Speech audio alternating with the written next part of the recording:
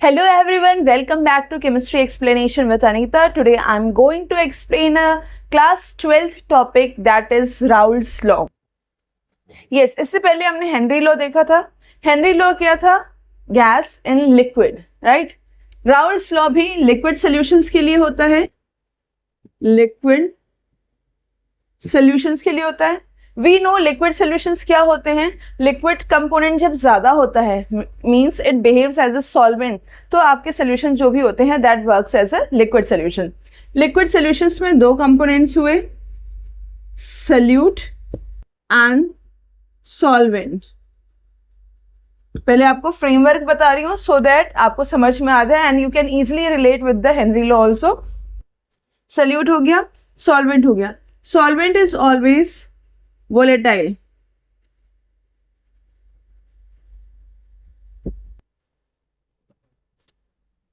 Okay, solvent is always volatile. Solute क्या है? Solid भी हो सकता है, liquid भी हो सकता है, right? तभी भी ये liquid solution कहलाएगा. अगर solid हुआ and it is non-volatile, non-volatile means it is not ready to convert into the vapor or it is not forming the vapor.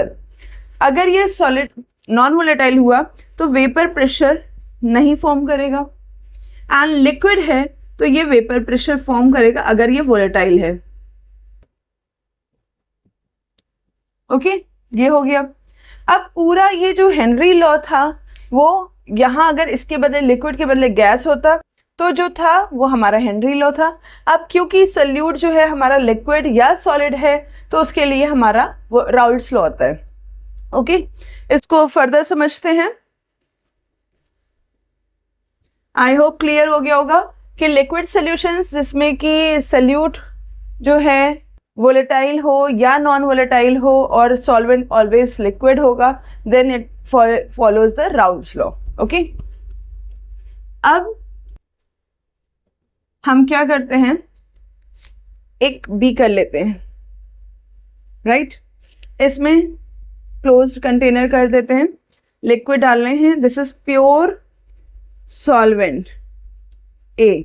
Okay, अब सॉल्वेंट है, वेपराइज हुआ, वेपर्स बने, कंडेंस्ड हुआ means that is an equilibrium, तो vapours बन गए. दूसरा हमने लिया, इसको भी क्लोज किया, इसमें लिक्विड है, लिक्विड वेपराइज हुआ, कंडेंस हुआ, पर हमने इसमें क्या कर दिया, सॉल्यूट भी ऐड कर दिया. Solute and solvent both are volatile.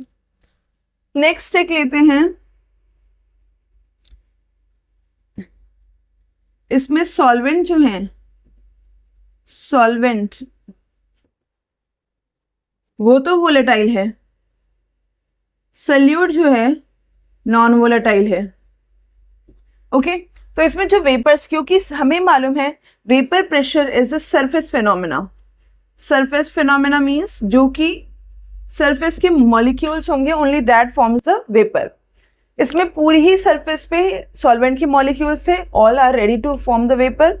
इसमें जो सॉल्वेंट मॉलिक्यूल्स थे along with the solute molecules both are vaporizers because both are volatile, तो वेपर प्रेशर दोनों की वजह से फॉर्म होगा. इसमें क्या है, सॉल्वेंट तो है, वेपर फॉर्म बना सकता है, solute is unable to form the vapour. Okay, तो इसमें vapour only because of the PA, इसमें पीए और पीबी दोनों की वजह से होगा क्योंकि सॉल्यूट सॉल्वेंट. इसमें सिर्फ पीए की वजह से होगा because PB is the non volatile substance. Okay, इतना समझ में आ गया. अब इसको फर्दर समझते हैं, स्टेप बाय स्टेप चलेंगे ताकि आपको कोई भी कंफ्यूजन ना हो. ये हो गया. राउल्ट्स लॉ ने कहा कि वेपर प्रेशर जो था, ठीक है, क्योंकि वेपर्स बने हैं, लिक्विड से वेपर्स बने, तो वेपर प्रेशर जो था it is directly proportional to the mole fraction of the component. Okay, हमने कहा बिकॉज सॉल्वेंट इज सॉल्वेंट जो है अधिकतर वोलेटाइल होता है, vapour pressure of solvent is directly proportional to the mole fraction of the solvent. Proportionality sign हटाया तो हमने लगा दिया पी नॉट एक्स ए. ये क्या है, प्रोपोर्शनैलिटी कांस्टेंट, एंड जिसको हम कहते हैं vapour pressure of pure substance या सॉल्वेंट, ठीक है, प्योर सब्सटेंस कर देते हैं कुछ भी, ठीक है, ये हो गया। अब अगर सिंपल एक कंपोनेंट था तो ये होगा, दो कंपोनेंट हो गया, दोनों ही वोलेटाइल हैं, तो उसमें इस तरह से हो जाएगा, ओके। फिर डाल्टन ने कहा अगर दो से या दो से ज्यादा कंपोनेंट्स होंगे तो जो उनका वेपर प्रेशर होगा, total vapour pressure of the solution, that is the sum of the components. तो P टोटल, ये तो P सोल्यूशन क्या हो जाएगा, PA प्लस PV। PA की वैल्यू रख देते हैं PA XA plus P0 XB।